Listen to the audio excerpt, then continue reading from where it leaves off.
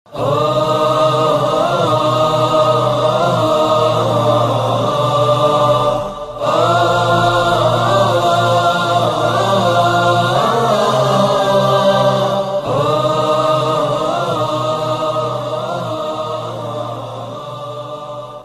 باللہ من الشیطان اللعین الرجیم بسم اللہ الرحمن الرحیم الحمدللہ رب العالمین باری الخلائق اجمعین الصلاۃ والسلام علی اشرف الانبیاء والمرسلین وعلیہ الطیبین الطاہرین المعصومین۔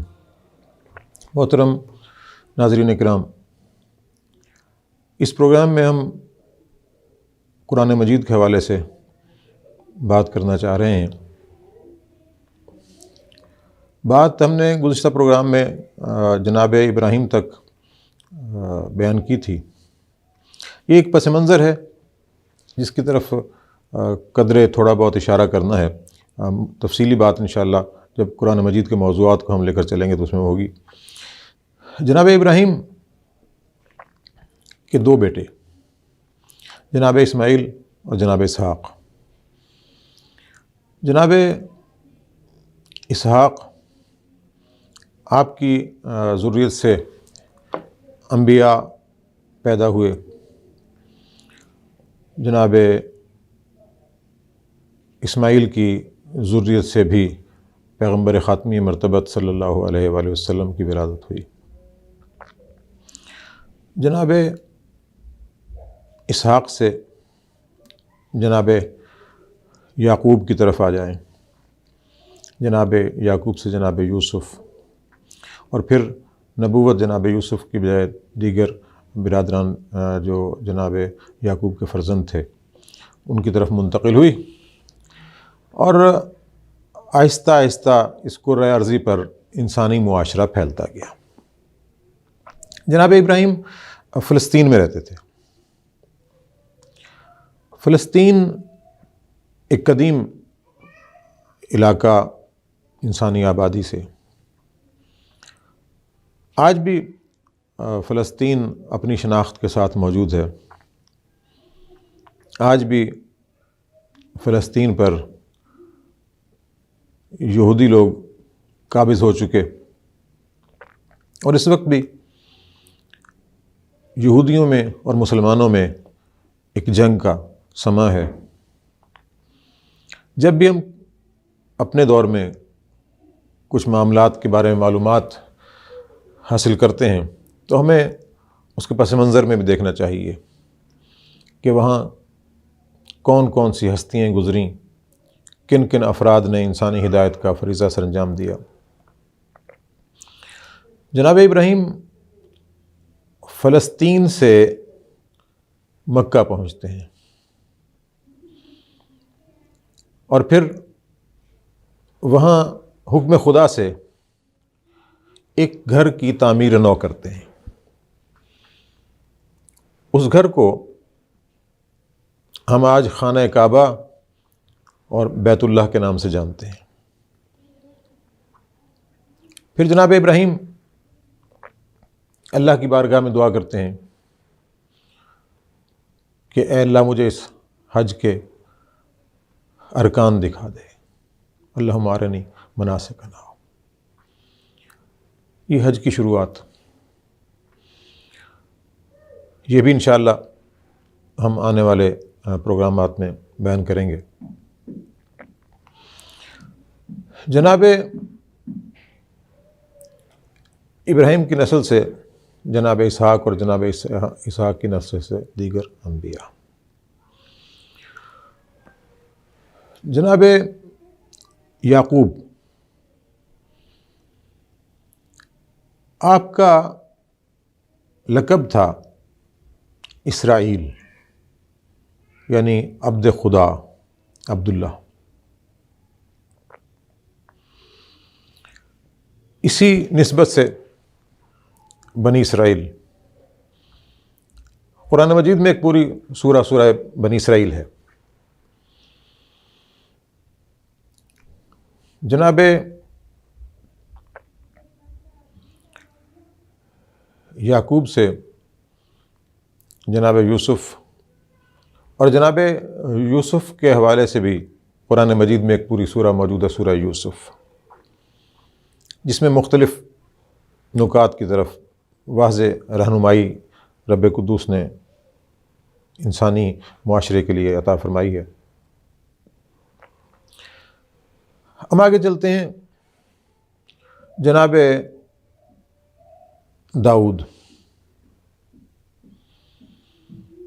جناب داؤد اللہ کے برگزیدہ نبی، اللہ تعالیٰ نے انہیں ایک وسیع مملکت عطا فرمائی۔ اللہ تعالیٰ نے ان پر کتاب ہدایت نازل کی۔ اس کتاب کا نام زبور۔ کہتے ہیں کہ زبور میں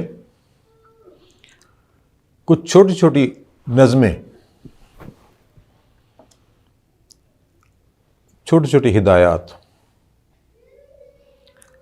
یہاں یہ بات بھی ہمارے ذہن میں رہے کہ آج ہمیں بائبل سوسائٹی کی طرف سے جو عہد نامہ قدیم اور عہد نامہ جدید کے نام سے کتابیں ملتی ہیں، جنہیں نسبت دی جاتی ہے کہ یہ توریت و زبور ہیں، یہ وہ حقیقی توریت و زبور نہیں ہیں۔ اس میں لوگوں نے بعد میں اپنی خواہشات کے مطابق تبدیلیاں کی، انحرافات کیے۔ ہمارا موضوع ان انحرافات کی طرف تحقیق کرنا یا توجہ دلانا نہیں ہے۔ ہم اس انداز سے اس بات کو آگے لے کر چلتے ہیں کہ جناب داؤد کو اللہ تعالیٰ نے ایک عظیم مملکت عطا فرمائی، جنات پر بھی، انسانوں پر بھی، زمین پر بھی۔ اور جناب داؤد کے فرزند جناب سلیمان، جناب سلیمان کے حوالے سے بڑا خوبصورت ایک واقعہ قرآن مجید میں ہے۔ اس کی تفصیلات انشاءاللہ جب ہم شخصیات قرآن کے حوالے سے بات کریں گے اس میں بیان کریں گے۔ ایک وسیع مملکت جناب سلیمان ابن داؤد کی۔ اب زبور کتاب ہدایت کے طور پر آ چکی۔ اس زبور کی ہدایات کے مطابق انسانی معاشرہ زندگی گزار رہا ہے۔ جنوں پر بھی حکومت ہے۔ ایک جن آ کے اطلاع دیتا ہے جناب سلیمان کو کہ ملک یمن میں ایک خاتون حکومت کرتی ہے اور اس کے ارکان حکومت، اس کے مملکت کی شان بیان کرتے ہوئے جناب سلیمان کو بتایا جاتا ہے۔ جناب سلیمان اپنے دربار میں تشریف فرما ہیں اور چاہتے ہیں کہ جس خاتون کے بارے میں بتایا جا رہا ہے اسے اللہ کی طرف دعوت دیں، نظام الہی کی طرف دعوت دیں۔ یہ بات بڑی واضح ہے، انبیاء الہی کبھی بھی اپنے مقصد سے ذرہ برابر بھی روگردانی نہیں کرتے۔ جو ہی موقع ملتا ہے انسانی ہدایت کا تو یہ فریضہ سر انجام دیتے ہیں۔ جیسا کہ جناب یوسف جب قید کر دیے گئے تو اس قید خانے میں جناب یوسف بھی ہیں اور دیگر مجرمین بھی ہیں۔ جناب یوسف ایک مواحد انسان ہیں، خدا کے نبی ہیں، اور دیگر افراد وہ کافرین میں سے ہیں، فاسقین میں سے ہیں، ظالمین میں سے ہیں، مجرمین میں سے ہیں۔ اس قید خانے کے ماحول کو جناب یوسف کس انداز سے پیغام الہی پہنچانے کا ذریعہ بناتے ہیں کہ گفتگو کرتے ہیں ان قیدیوں سے جو ساتھ ہیں، ان سے سوال کر لیتے ہیں کہ ارباب متفرقون خیر، یہ بکھرے ہوئے مختلف ارباب، یہ بہت سے رب تم نے بنا رکھے ہیں، یہ بہتر ہیں ام اللہ الواحد القہار، یا وہ اللہ جو انتہائی قہار اور طاقتور ہے وہ بہتر ہے۔ یہاں سے ہمیں پتہ چلتا ہے کہ انبیاء ہر لمحے، ہر انسان کو، ہر ماحول میں خدا کی طرف دعوت دیتے ہیں۔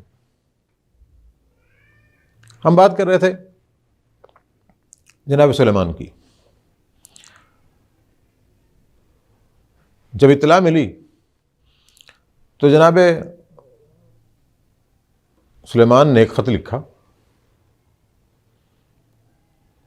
اور ملکہ سبا کے پاس پہنچا دیا۔ وہ پرندہ خط لے کر گیا، اس نے جا کر ان کے تخت پر پھینک دیا، جس میں لکھا ہوا تھا انہ من سلیمان بسم اللہ الرحمن الرحیم۔ نیچے خط کا مضمون تھا۔ جب اس حکمران خاتون نے یہ خط دیکھا تو اپنے اراکین سلطنت سے مشورہ کیا، اس قسم کا یہ خط میرے پاس آیا ہے، تم کیا مشورہ دیتے ہو؟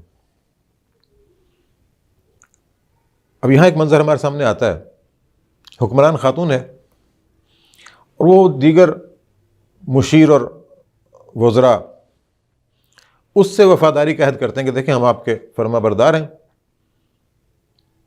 جو حکم دیں گے ہم اس حکم کی اطاعت کریں گے۔ وہ دانا خاتون انہیں جواب دیتی کہ جب بادشاہ کسی ملک پر حملہ کرتے ہیں تو اس کے نظام کو تہس نہس کر دیتے ہیں۔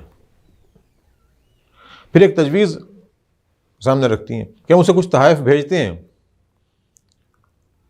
اگر وہ تحائف قبول کر لیتے ہیں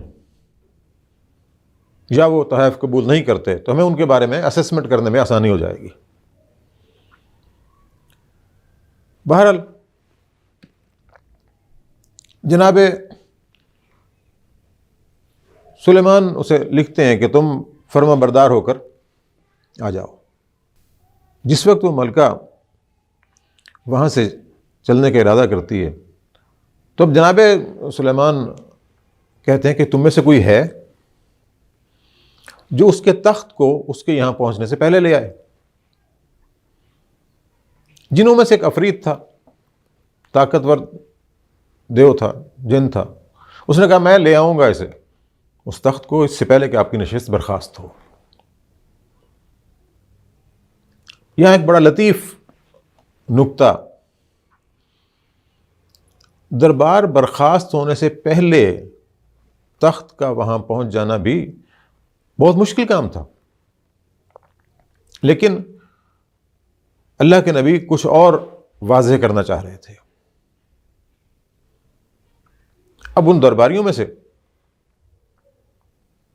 ایک فرد بولتا ہے جس کا نام آصف بن برخیا بیان کیا جاتا ہے۔ وہ کہتے ہیں کہ میں آپ کے پلک جھپکنے سے بھی پہلے وہ تخت یہاں حاضر کر دوں گا۔ اور اللہ فرماتا ہے کہ اسے ہم نے کتاب میں سے کچھ علم دیا تھا۔ اب اگر کتاب قرآن مجید جس کا معمولی سا علم انہیں دیا اور اس علم کے برتے پر، اس ٹیکنیک کے برتے پر وہ پلک جھپکنے سے بھی پہلے اس تخت کو وہاں لا کر حاضر کر دیتے ہیں۔ خیر ہم آگے چلتے ہیں۔ سلسلہ چلا، جناب سلیمان کا دور بھی گزر گیا، مختلف انبیاء آتے رہے، اس دنیا کے مختلف ممالک میں شاہیاں بدلتی رہیں، فرما روا بدلتے رہے۔ مصر کا زمانہ، علاقہ بڑی اس وقت کے لحاظ سے جدید مملکت، وہاں بادشاہ کو، حکمران کو فرعون کہتے تھے۔ آپ نے ایک لفظ سنا ہوگا فرعونۂ مصر، مصر کے حکمران، اس ٹائٹل کے ساتھ، فرعون کے ٹائٹل کے ساتھ وہ حکومت کرتے تھے۔ فرعون کو اتنا گھمنڈ تھا اپنے اقتدار پر کہ وہ کسی کو خاطر میں نہیں لاتا تھا، خدا کا منکر تھا۔ اپنے آپ کو خدا سمجھتا تھا. نہ صرف یہ کہ خود خدا اپنے آپ کو سمجھتا تھا، دوسروں سے بھی منواتا تھا کہ میری خدائی کا اقرار کریں.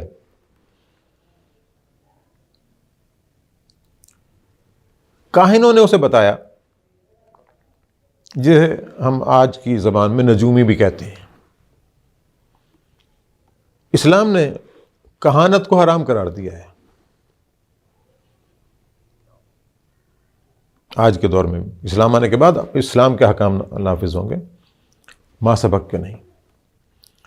پھر ان کو بتایا کہ یہ قبطی قبیلے میں ایک ایسا بچہ پیدا ہوگا جو تمہاری ساری شاہی کو تہس نہس کر دے گا.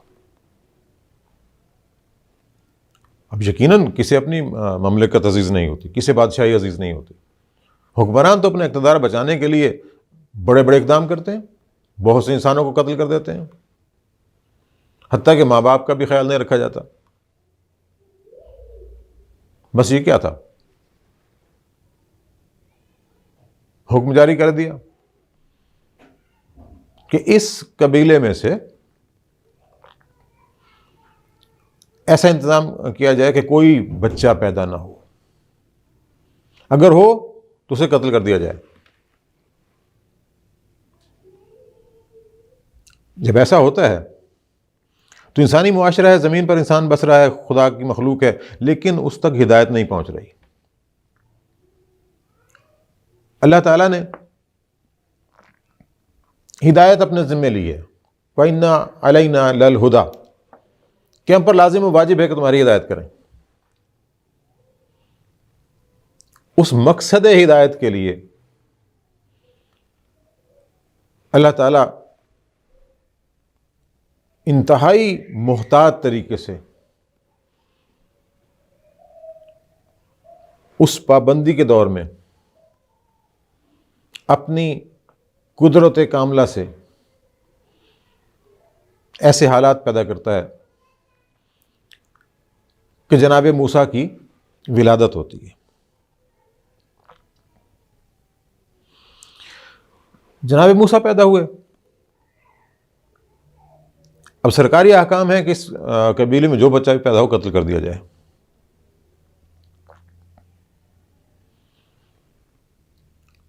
خدا حکم دیتا ہے جناب موسیٰ کی والدہ کو کیسے کرو، اس بچے کو صندوق میں رکھو اور صندوق کو دریائے نیل کی لہروں کے سپرد کر دو. والدہ جناب موسیٰ ایک صندوق میں جناب موسیٰ کو رکھتی ہیں اور وہ صندوق نیل کی لہروں کے سپرد کر دیتی ہیں. جو ہی وہ صندوق تیرتے تیرتے فرعون کے محل کے قریب سے گزرتا ہے تو فرعون بھی اور اس کی بیوی آسیہ اپنے محل کی چھت سے یہ منظر دیکھ رہے ہیں. حکم شاہی ہوا کہ اس صندوق کو لایا جائے. صندوق آیا، کھولا تو اس میں ایک بچہ اپنا انگوٹھا منہ میں لیے بڑے سکون سے لیٹا ہوا ہے. شناخت محسوس ہو رہی ہے کہ یہ اسی قبیلے سے ہے جس کے قتل کا حکم دیا گیا ہے. ملکہ کہتی ہے کہ ہم اس بچے کو اپنا بیٹا بنا لیں، کیونکہ فرعون کی اولاد کوئی نہیں تھی، ہو سکتا ہے بڑا ہو کر ہمارا سہارا بنے. اب اتنے خطرناک دور میں اللہ تعالیٰ اپنی طرف سے ایک ہادی کو بھیجتا ہے، نبی کو بھیجتا ہے، رسول کو بھیجتا ہے، اور اس کی حفاظت کا بندوبست کیسے کرتا ہے کہ فرعون کی بیوی کے دل میں رحم ڈال دیتا ہے. فرعون کی بیوی اس بچے کو اپنا لیتی ہے اور جناب موسیٰ فرعون کے گھر میں ہی پلنے بڑھنے لگتے ہیں. یہاں سے ہمیں پتہ چلتا ہے کہ اللہ رب العزت اپنے تمام معاملات میں قادر ہے. ان اللہ علی کل شیء قدیر. وہ جس شے کا ارادہ کرتا ہے ویسا کر گزرتا ہے. اس دنیا میں اگر کوئی مقتدر ذات ہے، اس دنیا میں اگر کوئی اختیار رکھنے والی ذات ہے، اگر اس دنیا میں کوئی اقتدار رکھنے والی ذات ہے، تو فقط اور فقط اللہ رب العزت کی ذات ہے جو اپنے تمام اقتدار کے ساتھ اس کائنات کا نظام چلا رہا ہے۔ دعا ہے کہ رب کریم ہمیں قرآن مجید کے مفاہیم پڑھنے اور سمجھنے کی توفیق عطا فرمائے۔ وما علینا الا البلاغ۔